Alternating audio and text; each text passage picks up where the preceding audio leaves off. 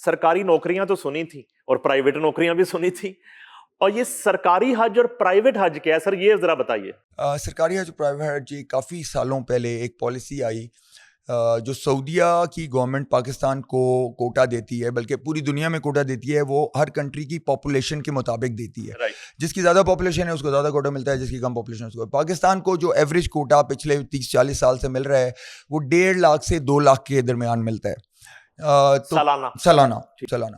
اس میں سے پاکستان گورنمنٹ ہمیشہ پہلے 50% خود کرتی تھی, یعنی کہ سرکاری حج, اور 50% پرائیویٹ سیکٹر کو دیتی تھی. لیکن 10 سال سے انہوں نے 60% خود سرکاری حج لے لیا اور پرائیویٹ سیکٹر کو 40% حج کر دیا. تو یہ تو ہو گیا جو آپ نے سوال کیا کہ سرکاری اور پرائیویٹ میں کیا فرق ہے. سرکاری حج کو مینیج کرتی ہے منسٹری آف ریلیجیس افیئرس, جس کے منسٹر ہوتے ہیں, سیکٹری ہوتے ہیں, جوائنٹ سیکٹری ہوتے ہیں, اور ڈی جی حج مکہ ہوتا ہے. یہ ایک ٹیم ہوتی ہے لیڈرشپ کی, ان کے نیچے پھر سٹاف ہوتا ہے, ڈائریکٹرز ہوتے ہیں, کلرکس ہوتے ہیں, والنٹیئرز ہوتے ہیں, ورکرز ہوتے ہیں, ٹھیک ہے, خدام ہوتے ہیں, اسکاؤٹس ہوتے ہیں. آج کے سب منسٹر کون ہے؟ غالباً چوری سالک حسین ہے. نہیں, وہ پہلے تھے, اب سردار یوسف ہیں. اچھا, سردار یوسف. ہاں جی, کیونکہ چوری سالک حسین کو سعودیہ حج کے انتظامات کا جائزہ لینے کے لیے گئے تھے. بالکل گئے تھے. اچھا سر, کہ جو ہماری اطلاعات ہیں, جو آپ سے ہم نے سنا کہ تقریباً 1 لاکھ سے زائد جو سرکاری حاجی ہیں, سرکاری حاجی کہوں گا ان کو, بالکل وہ تو سموتھلی جو ہے ان کا پروسیس جاری ہے اور وہ تیاریاں کر رہے ہیں اس وقت, اور وہ سب کچھ ہو گیا, ویزاز بھی ہو گئے. جبکہ جو پرائیویٹ کوٹا والے ہیں وہ 68,000 ہیں یا 70,000 ہیں, ان کا حج پر جانا مشکوک ہو گیا ہے خدا نخواستہ. ہاں, پہلے تو میں یہ کریکٹ کر دوں کہ اس سال پرائیویٹ حج گروپ کے تقریباً 95,000 ہیں, یعنی کہ تقریباً لاکھ تک بن جاتا ہے پرائیویٹ حاجی کا کوٹا. لیکن اس میں سے صرف 70,000 ڈیفیکٹیز ہیں, باقی سب کا ہو گیا, یعنی 20-25 ہزار ہے نا جن کا ہو گیا ہے, ان کے ویزا کنفرمیشن ہے. ہوا کیا, یہ ماجرا کیا ہے سر؟ ماجرا یہ ہوا کہ سعودی حج گورنمنٹ کی حج پالیسی 2025 حج کے لیے اگست میں ریلیز ہوئی, اور 2024 کے سپٹمبر میں اس کو ڈفرینٹ کنٹریز کے کو کمیونیکیٹ کر دیا گیا, اور ریٹن میں ڈاکومنٹ بھی دے دیا گیا, جس میں پاکستان کا جو فیس تھا وہ ڈی جی حج مکہ تھا. ٹھیک ہے, ڈی جی حج مکہ کو منسٹر حج اور سیکٹری حج سعودی عربیہ نے اسٹرکٹلی بتا دیا کہ اس سال جتنی بھی ڈیڈ لائنز ہیں, پیمنٹ کی ڈیڈ لائنز, ہوٹلز کمپنیز کے ساتھ کانٹریکٹس کو اپلوڈ کرنے کی deadlines, and visa issue کرنے کی ڈیڈ لائنز, یہ 3 ڈیڈ لائنز ہوتی ہیں نارملی. یہ 2 months پری پون ہوں گی فرام دا ڈیٹس جو 2024 میں تھیں. ٹھیک ہے, ڈی جی حج مکہ نے ڈیفینیٹلی یہ ساری کمیونیکیشن سیکٹری ریلیجیس افیئرس کو کر دی کہ sir this is what message I have got, and now we have to take measures to meet these deadlines. ٹھیک ہے, secretary religious affairs Pakistan, ministry of religious affairs نے کیا کیا کہ اس کو چاہیے تھا کہ ایک ایمرجنسی میٹنگ کال کی جاتی جس میں سارے اسٹیک ہولڈرز کو انوالو کیا جاتا. سرکاری حج کے اسٹیک ہولڈرز بینکس ہیں, اور پرائیویٹ حج آرگنائزرز ایک اسٹیک ہولڈرز ہیں کہ انہوں نے پرائیویٹ حج آرگنائزرز کی ایک ایسوسیشن ہے جس کو ہوپ کے نام سے وہ ہے. تو ہونا یہ چاہیے تھا کہ ایک جوائنٹ میٹنگ ہونی چاہیے تھی, بینکوں کے ریپرزینٹیٹیوز آتے, ہوپ کے ریپرزینٹیٹیو آتے, الیکٹڈ باڈی آتی, پرومیننٹ حج گروپ آرگنائزرز جن کی ریپوٹیشن اچھی ہے وہ آتے, اور ڈی جی حج مکہ ہوتا, سیکٹری ریلیجیس افیئرز ہوتا, حج منسٹر ہوتا, اور اس کے اندر ایک کنسنسس ہوتا کہ now this is a new issue and this is a new pressure exerted by Saudi government, and now for the sake of the respect of the country and for the sake of the respect of the ministry, we have to meet these deadlines and we have to take measures کہ ہمیں ہر چیز 2 مہینے پہلے complete کرنی ہے. تو please be aware کہ اب جو پچھلے سال کا سسٹم تھا وہ نہیں ہے. ٹھیک ہے, آپ کو ہر چیز 2 مہینے پہلے کمپلیٹ کرنی ہے. اس طرح کا کوئی سیشن نہیں ہوا. ٹھیک ہے, مطلب آپ لوگ کو اویئر نہیں کیا گیا. نہیں اویئر کیا گیا. اس سے زیادہ ظلم یہ ہوا کہ سیکٹری ریلیجیس افیئرز نے جو گورنمنٹ اسکیم تھی وہ پہلے لانچ کر دی, بینکس کو الاؤ کر دیا کہ وہ اپلیکیشنز ریسیو کرنا شروع کر دیں. ٹھیک ہے, سرکاری حج اسکیم کا سسٹم یہ ہے کہ ان کا جو فرنٹ اینڈ ہے وہ بینکس ہیں. آپ نے حج کی اپلیکیشن سرکاری کے لیے کسی بھی بینک میں جا کے اپلائی کرنا ہے اور پورے 100% پیمنٹ جمع کرانی ہے.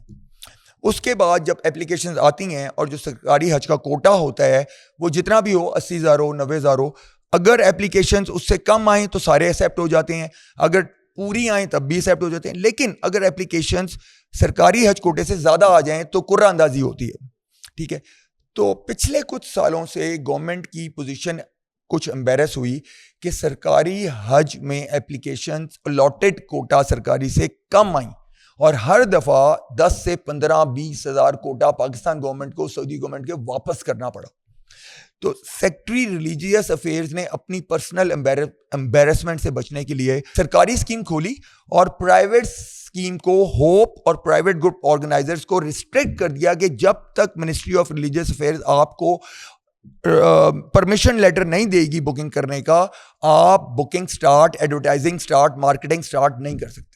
یعنی کہ انہوں نے کہا پہلے ہمارا کوٹا نکل جائے, ادھر بعد میں جو مرضی. اس کا ریزن یہ تھا کہ اگر پیرلل دونوں اسکیمیں لانچ ہوتی تو شاید ان کا کوٹا کم ہو جاتا, اور پرائیویٹ پہ ٹرسٹ زیادہ ہے پبلک کا کہ پرسنلائز سروس ہوتی ہے, گروپ آرگنائزر خود ہوتا ہے, اس کا اسٹاف ہوتا ہے, جبکہ گورنمنٹ میں گورنمنٹ آفیشل ہوتے ہیں, ان کا پرسنل انٹرسٹ اس طرح سے نہیں ہوتا, آل سروس دیتے ہیں. تو ایک تو یہ ہوا. ایک یہاں پہ ایک چیز ایڈ کر لیں پھر آگے بڑھتے ہیں.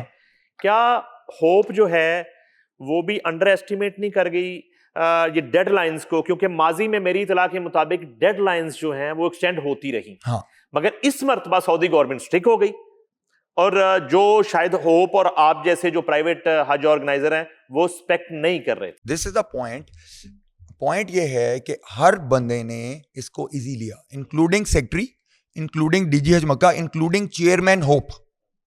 3 اسٹیک ہولڈرز ہیں. ٹھیک ہے, پرائیویٹ گروپ آرگنائزرز کا لیڈر چیئرمین ہوپ ہے, پاکستان کا front man in Saudi Arabia dealing with Saudi government is DG Hajj حج مکہ, اور جو ڈیسیجن میکر ہے یہاں پہ وہ سیکٹری ریلیجیس افیئرز ہے, minister is just the face.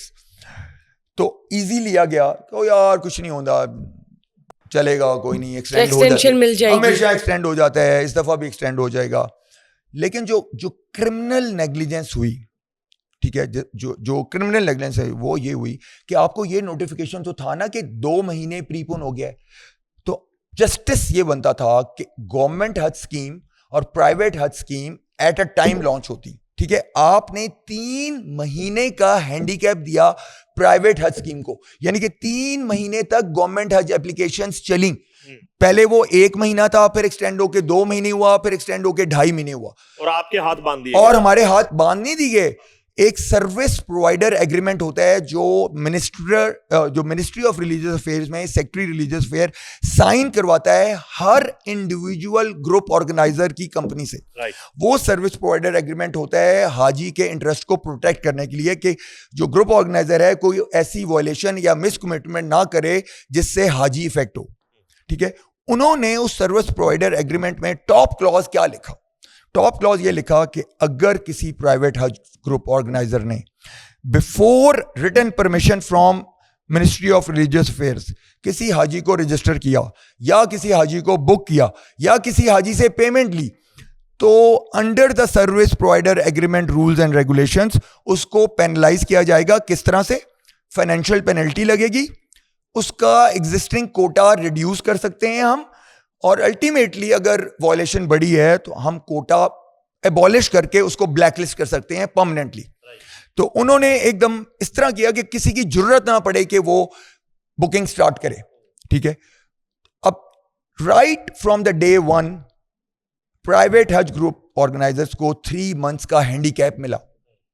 ٹھیک ہے, دوسرا ہینڈی کیپ یہ ہوتا ہے کہ سرکاری حج میں جو اپلیکیشن بک ہوتی ہے کلیئرلی ایڈز آتے ہیں منسٹری کی طرف سے, کلیئرلی ایڈز آتے ہیں بینکوں کی طرف سے کہ جس نے بھی حج پہ جانا ہے اس نے 100% پیمنٹ جمع کرانی ہے بینک میں, اور پھر فارم سبمٹ ہوگا.